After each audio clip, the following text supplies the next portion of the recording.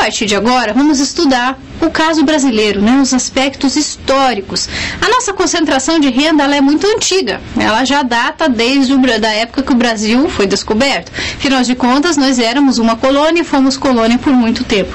Tá? Então, desde as primeiras tomadas de decisão aqui com relação à nossa colônia, nos decretos da Dona Maria, que, por exemplo, proibiram a instalação de indústrias no Brasil, tá? Do fato de sermos exclusivo metropolitano, aquele sistema de extrativismo, onde tirávamos os bens daqui e enviávamos para a metrópole, incluindo o pau-brasil, o ouro mais tarde, enfim, não havia uma preocupação com a população local. Tá? Então, esse processo de concentração de renda, aquilo que nós vivemos agora, não é fruto apenas de algum momento mais concentrador da nossa história, como os anos 70, por exemplo, mas de um processo histórico muito anterior, que data lá do início, né? Lá do início da nossa história, pelo menos da história que nós conhecemos. Tá? O Celso Furtado, ele vai tratar no seu livro Formação Econômica do Brasil essa questão de distribuição de renda com bastante afinco, com bastante interesse. Ele não usa só essa linha no seu raciocínio, ele vai tratando de vários temas, mas ele toca na questão da concentração desde da economia açucareira já, né? E ele fala que já na economia açucareira nós tínhamos um processo fortíssimo de concentração de renda. Uma parte do texto dele eu quero ler para você sentir como a coisa já era grave desde então. A renda que se gerava na colônia estava fortemente concentrada nas mãos da classe de proprietários de engenho. Do valor do açúcar no porto de embarque, apenas uma parte ínfima, não superior a 5%, correspondia a pagamentos por serviços prestados fora do engenho, no transporte e no armazenamento. Os engenhos mantinham, demais, um certo número de assalariados, homens de vários ofícios e supervisores do trabalho dos escravos. Mesmo admitindo que para cada 10 escravos houvesse um empregado assalariado, 1.500 no conjunto da indústria açucareira, e imputando um salário monetário de 15 libras anuais, cada um, chega-se à soma de 22.500 libras, que é menos de 2% da renda gerada no setor açucareiro. Tudo indica, destarte, que pelo menos 90% da renda gerada pela economia açucareira dentro do país se concentrava nas mãos da classe de proprietários de engenho e de plantações de cana.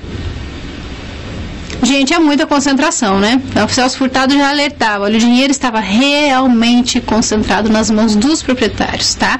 Mesmo os assalariados, mesmo quem recebia, eles recebiam uma parte ínfima, mesmo os prestadores de serviço que armazenavam o açúcar, eles recebiam uma parte ínfima. E o autor vai além, ele diz que mesmo a abolição do trabalho escravo, tá, não modifica significativamente a distribuição de renda no nosso país. Avançando no estudo de Celso Furtado e observando a questão da economia do café, o autor coloca que a tendência à concentração, ela continua, tá? Porque quando havia melhoras de produtividade, essa melhora ela era retida pelo empresário, porque não havia nem estímulo e nem pressão para que esta renda fosse transferida para os assalariados, tá?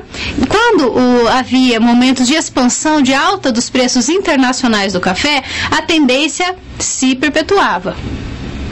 E, por outro lado, nos momentos de crise, isso não era compensado. Porque você sabe que, por muitas vezes, o mecanismo cambial foi utilizado para proteger a renda dos cafeicultores, de maneira que a renda permanecia concentrada nas mãos dos proprietários, dos donos dos grandes cafezais, por exemplo, dos exportadores e as pessoas que estavam envolvidas neste processo, mas não os assalariados, tá?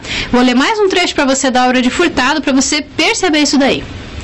Em síntese, os aumentos de produtividade econômica alcançadas na alta cíclica eram retidos pelo empresário, dadas as condições que prevaleciam de abundância de terras e mão de obra.